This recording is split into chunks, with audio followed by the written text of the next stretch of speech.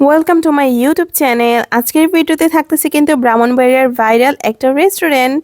Nine ছবি সব আবুদ্ধ বলা বানিয়ে লিঙ্গা এটা বইলে লয়া সিরা পড়ে দেবো আমি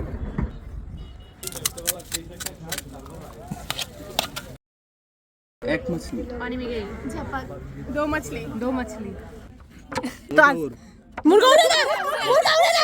হাই এভরিওয়ান, আসসালামু আলাইকুম। কেমন আছেন আপনারা সবাই? আশা করি সবাই ভালো আছেন এবং সুস্থ আছেন। সবাইকে ওয়েলকাম জানাই আমার নতুন পেজে তানভিস ব্লগ। যারা এখন আমার নতুন পেজটা ফলো দেননি তারা তাড়াতাড়ি করে ফলো দিয়ে সবাই মিলে চলে যাচ্ছে এখন ব্রাহ্মণবাড়িয়া শহরের নতুন একটা রেস্টুরেন্টে। শেখ হাসিনা সড়কে নতুন একটা রেস্টুরেন্ট যুক্ত হয়েছে। শেখ হাসিনা সড়কের প্রথম ব্রিজটার পরেই হচ্ছে আপনারা দ্বিতীয় ব্রিজটা আগে দেখবেন, হাতে ডান পাশে খুবই সুন্দর একটা রাস্তা গেছে।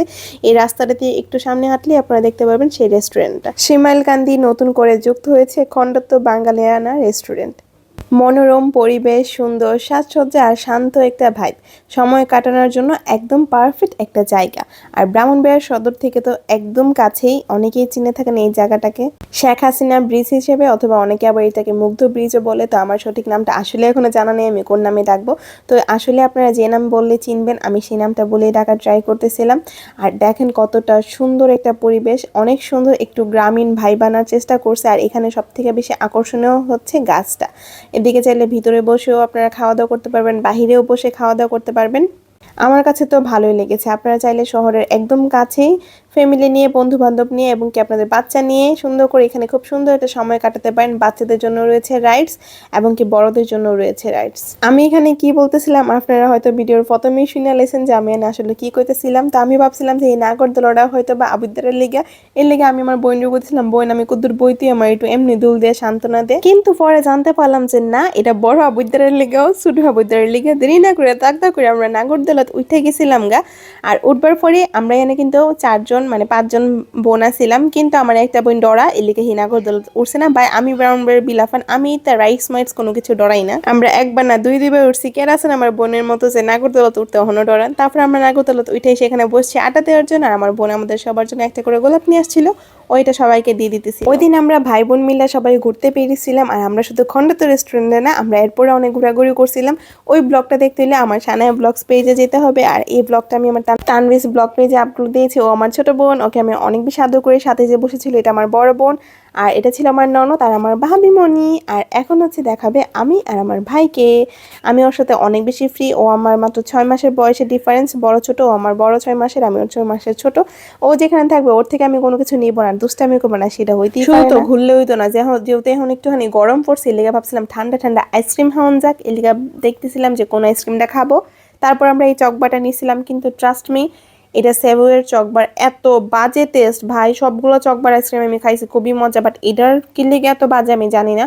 আমি পুরোটা আইসক্রিম শেষও করতে পারছি না।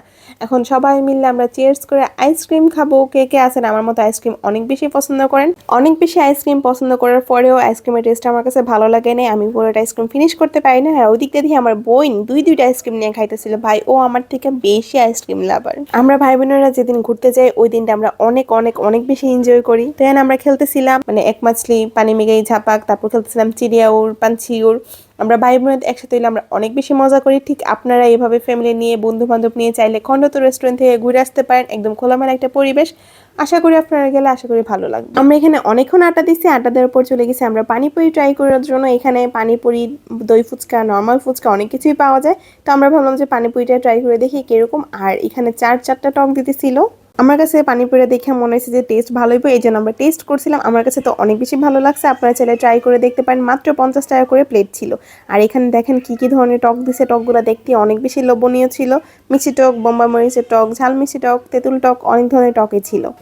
তো কে কে এই পর্যন্ত খন্দত্ত বাঙালিয়া রেস্টুরেন্ট থেকে ঘুরে চলে আসছেন আমাকে কমেন্ট করে জানাই দিয়েন। চাইলে আপনাদের পিকও আমার কমেন্ট বক্সে শেয়ার করতে পারেন। আর কে কে এখনো জানেন তাড়াতাড়ি করে ঘুরে চলে আসেন। শেখ হাসিনা সড়কে কিন্তু শুধু এই খন্দত্ত রেস্টুরেন্ট না, আপনারা দ্বিতীয় ব্রিজটা পার হলেই পেয়ে যাবেন আরেকটা রেস্টুরেন্ট। এটা হচ্ছে অ্যাকচুয়ালি চাট দোকান। এইখানের ভিডিও আমি এর আগেও করেছিলাম। এই জায়গাটা আরেকটু সুন্দর করছে, তাই ভাবলাম আপনাদের সাথে আবার শেয়ার করে দিই। চাইলে কিন্তু আপনারা এই জায়গা থেকে ঘুরে আসতে পারবেন। তো আজকের মতো এখানেই, সবাই ভালো থাকবেন, সুস্থ থাকবেন, আল্লাহ হাফেজ।